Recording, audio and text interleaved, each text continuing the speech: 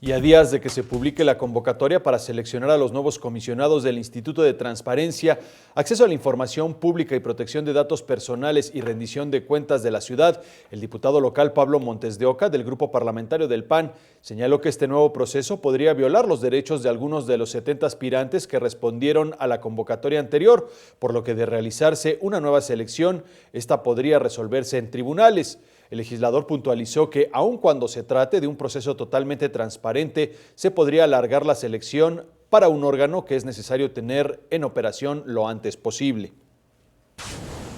Debido a que si en la nueva convocatoria se piden diferentes requisitos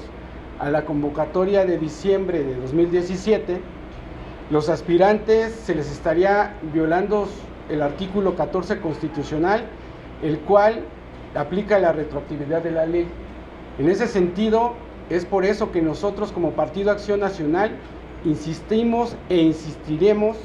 en que se retome el proceso